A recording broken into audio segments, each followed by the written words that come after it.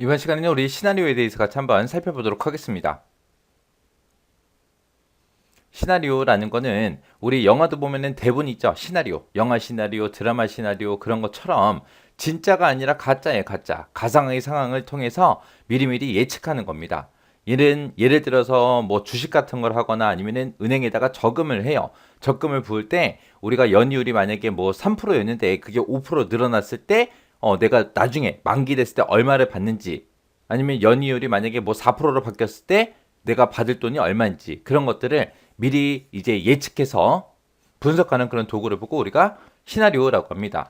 그래서 시나리오라는 거는 다양한 상황과 변수에 따라서 이제 여러 가지 결과값이 어떻게 변하는지 그걸 이제 가상의 상황을 통해서 미리 예측하는 분석 도구를 보고 우리가 시나리오라고 하는 거예요. 그래서 이 시나리오를 통해서 이제 이자율이 됐든 손익분기점이 됐든 주가 분석이 됐든 이런 데서 주로 많이 사용을 합니다. 이 시나리오라는 거를 이제 실행시킬 때는 우리가 이제 데이터라는 메뉴에 가게 되면 이제 우리 예측이라고 있고요. 거기서 이제 가상 분석이라는 곳, 가상 분석에 들어가게 되면 우리 시나리오 관리자라는 게 있습니다.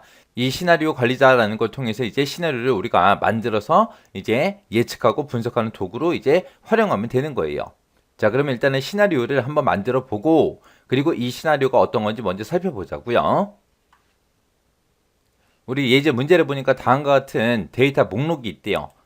자, 지금처럼 이렇게 데이터 목록이 있는데 이 목록 중에서 강현진 사람이 있대요. 강현진이라는 사람이 지금 여기 있죠.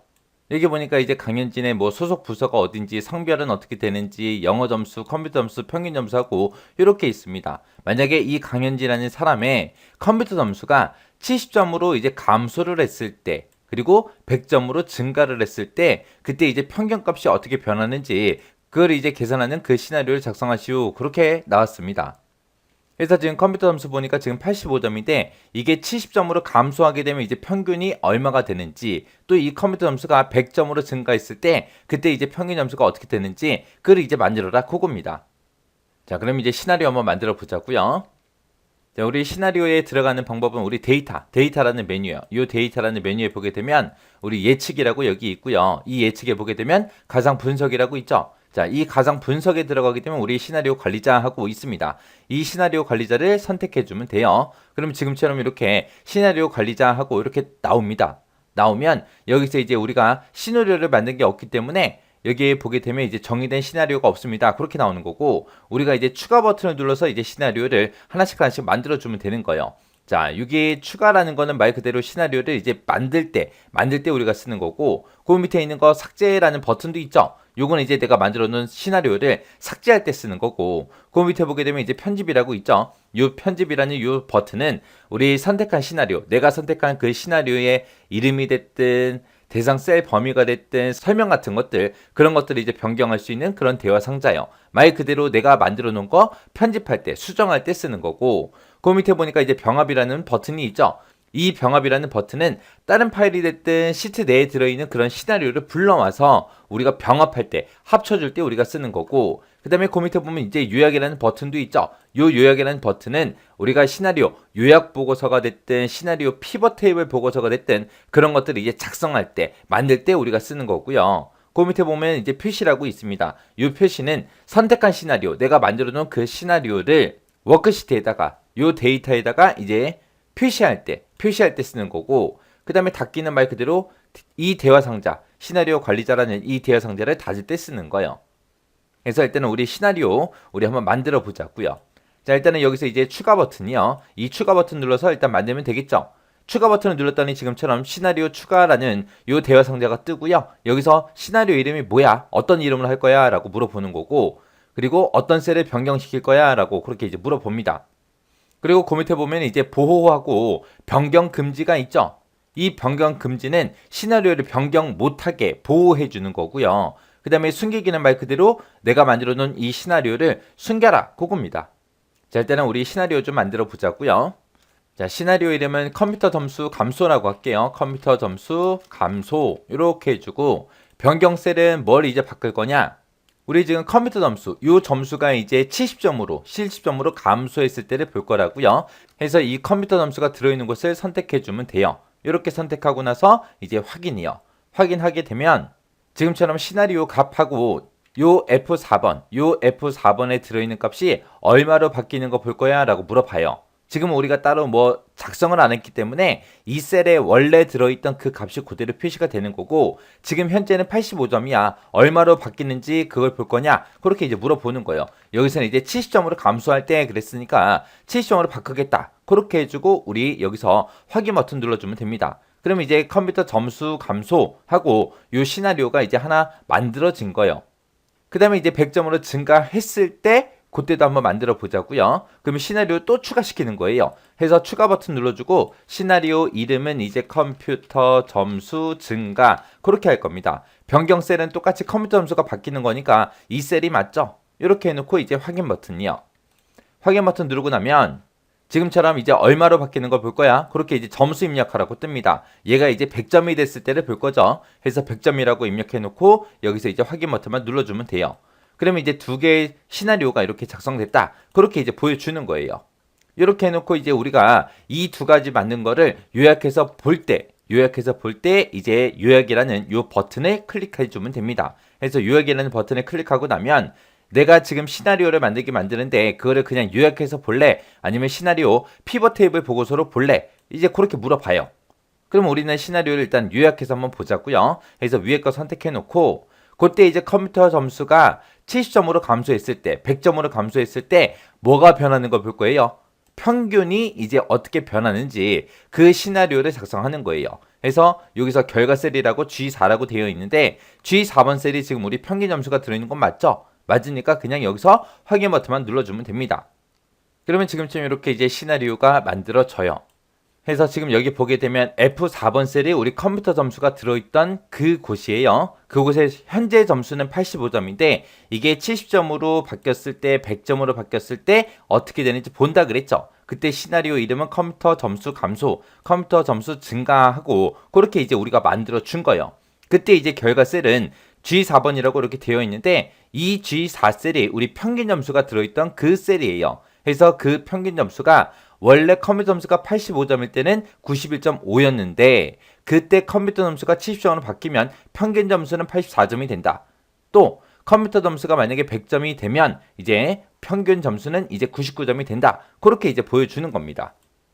지금 우리가 섹션 102번, 102번 하고 있죠. 이렇게 이제 시나리오 요약 보고서를 우리가 만들게 되면 내가 현재 위치해 있던 그 시트 앞에 시나리오 요약하고 이렇게 이제 시트가 만들어져요.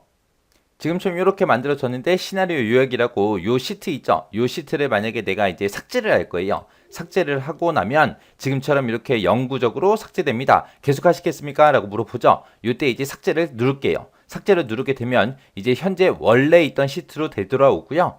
그때 이제 우리 시나리오에 한번 다시 들어가 보자고요. 자, 가상 분석의 시나리오 관리자요. 우리가 시나리오 요약 보고서를 우리가 삭제해도 기존에 우리가 만들어 놓은 그 시나리오는 삭제가 된다 안 된다? 안 된다. 안 된다. 반대로 시나리오 요약 보고서가 있더라도 내가 여기서 만약에 시나리오 관리자에 들어가서 이거 두 개를 삭제를 했어요. 삭제를 해도 이미 만들어진 그 시나리오 요약 보고서는 삭제되지 않습니다. 그러니까 시나리오를 한번 요약하고 나면 그 요약된 거랑 지금 이 시나리오 관리자에 있는 거랑 따로따로 움직인다. 그렇게 이제 생각하시면 돼요. 그리고 이제 내가 시나리오를 요약해서 요약 보고서를 만들었어요. 요약 보고서를 만들었을 때 그때 만약에 여기 점수가 만약에 바뀌었어요. 만약에 이게 100점이고 그 다음에 영어 점수도 100점으로 바뀌었어요. 바뀌더라도 우리 원래 만들어 놓은 그 시나리오 요약 보고서는 값이 변경이 안 돼요. 아까 좀 전에도 얘기했듯이 우리 시나리오 요약 보고서랑 이 관리자에 있는 거랑은 따로따로 움직인다 그랬잖아요. 그래서 따로따로 움직이기 때문에 서로서로 반영이 되지 않습니다. 자, 그러면 요거 요약 한번 다시 한번 해볼게요. 자, 요약을 클릭하고 G4셀이다 요거 선택해 놓고 확인이요. 자, 그럼 이제 시나리오 요약이라고 만들어줬고 여기 보게 되면 F4번 셀이다 G4번 셀이다 하고 이렇게 셀의 주소가 표시가 되죠. 근데 우리가 이제 시나리오를 만들 때 여기다가 이제 요 셀에다가 이 두 개 셀에다가 우리가 이름 정의를 미리 해놓게 되면 좀 더 보기 좋은 형태로 바뀌어요. 잘 보세요. 자, 지금 요 셀을 선택해 놓고 요 이름 상자에다가 컴퓨터 점수다라고 이름 정의했습니다. 그 다음에 평균이요. 자, 평균하고 두 글자로 이름 정의할게요. 자, 이렇게 이름 정의를 한 상태에서 우리가 가상 분석에 들어가서 시나리오 관리자를 만들고요. 그리고 나서 이제 요약 버튼을 다시 한번 더 누를게요. 그리고 똑같이 확인이요. 확인을 누르게 되면 이제 시나리오, 기존에 내가 만든 거고 이거는 새로 만든 거고 얘랑 이제 비교 좀 한번 해보자고요. 지금 우리 기존에 만든 거는 얘예요. 얘.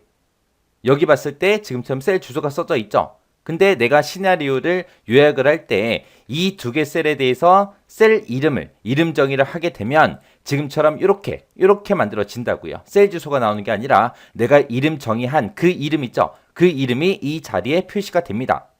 그러면 지금 이게 보기가 좋아요? 지금 셀 주소가 나온 게 보기가 좋아요? 당연히 이름 정의한 게 더 보기가 좋죠.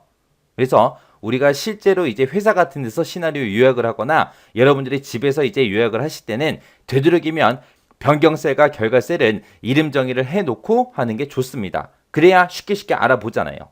자, 그럼 이제 해당 내용 좀 보자고요. 자, 여기 보니까 이제 셀값이 어떻게 변동이 되는지에 대한 서로 다른 여러 가지 시나리오를 만들어서 우리가 변화하는 그 값을 예측하기 위해서 사용하는 게 우리 시나리오예요. 그래서 특정 셀의 변경에 따라서 연결된 결과 셀의 값이 자동으로 변경돼서 결과값을 즉시 예측할 수 있도록 도와주는 겁니다. 그래서 시나리오를 만들 때는 결과 셀을 지정하지 않아도 돼요. 결과 셀을 꼭 안 지정해도 되지만 시나리오 요약 보고서를 내가 보겠다. 시나리오 피벗 테이블 보고서를 보겠다. 그랬을 때는 결과 셀을 반드시 지정을 해줘야 됩니다. 시나리오를 만들 때만 그렇다는 거예요. 시나리오를 만들 때는 결과셀을 지정 안 해도 되는데 요약 보고서가 됐든 피벗 테이블 보고서가 됐든 이런 거를 만들 때는 결과셀을 반드시 지정을 해줘야 돼요. 그때 이제 결과셀은 반드시 이제 변경셀을 참조하는 그 수식으로 작성이 되어 있어야 된다라는 것도 잘 기억하셔야 돼요. 그리고 우리가 시나리오를 만들어 놓고 그거를 이제 결과를 보겠다. 그랬을 때는 요약 보고서가 됐든 피벗 테이블 보고서가 됐든 이 두 가지로 우리가 작성할 수 있더라. 그리고 시나리오 보고서를 만들게 되면 현재 내가 작업하고 있는 그 시트 앞에 내가 현재 위치한 그 시트 앞에 새 워크시트로 이제 만들어져서 삽입이 됩니다. 그리고 또 시나리오 병합을 했을 때 병합을 하게 되면 다른 통합 문서가 됐든 다른 워크시트에서 저장된 그런 시나리오 있죠. 그런 것들을 우리가 가져올 수 있습니다. 그리고 여러 가지 시나리오를 서로 비교하기 위해서 시나리오를 우리가 피벗 테이블로 요약도 할 수 있더라라고 그렇게 기억하시면 돼요. 그리고 우리가 시나리오 관리자, 시나리오 만드는 곳 있죠. 그 시나리오 관리자 그 대화 상자에서 시나리오를 우리가 삭제를 해도 이미 작성된 그 시나리오 요약 보고서는 삭제된다, 안 된다? 안 된다. 그리고 반대로 시나리오 요약 보고서를 삭제를 했어요. 삭제를 해도 시나리오 관리자에서는 삭제가 된다, 안 된다? 안 된다. 또 시나리오를 작성된 그 원본 데이터 있죠. 그 원본 데이터가 변경이 돼도 이미 작성된 그 시나리오에는 반영이 된다, 안 된다? 안 된다. 해서 시나리오 요약 보고서를 내가 만들게 되면 그때 이제 시나리오 관리자에 있는 거랑은 따로따로 움직인다. 해서 원본을 삭제하거나 원본을 변경을 해도 이미 만들어 놓은 그 요약 보고서에는 반영이 안 돼요. 또 시나리오 요약 보고서를 삭제를 했다고 해도 우리 시나리오 관리자에 있는 게 삭제가 되는 게 아니에요. 따로따로 움직여요. 그리고 우리가 시나리오를 만들 때 변경 셀이 됐든 결과 셀이 됐든 거기다가 그 셀의 이름을 지정한 다음에 시나리오 요약 보고서를 우리가 작성하게 되면 원래는 셀 주소가 나왔죠. 근데 이름 정의를 했기 때문에 셀 주소 대신에 지정한 내가 정의해 놓은 그 이름으로 표시가 되더라. 요게 이제 시나리오라는 거예요. 그래서 요 시나리오도 시험 문제 자주 나와요. 자주 나오니까 정확하게 여러분들 기억하셔야 됩니다. 그래서 우리 시험 문제 나올 때는 시나리오 관리자 있죠. 그 시나리오 관리자라는 그 대화 상자를 띄워놓고 시험 문제가 나와요. 각 버튼에 대한 이제 기능을 묻는 그런 문제들이 출제가 됩니다. 그래서 시나리오 요 특징 잘 기억하시고 그 시나리오 관리자 대화 상자 있죠. 각각의 버튼들이 어떤 역할을 하는지 그 정확하게 기억하고 지나가시기 바랍니다.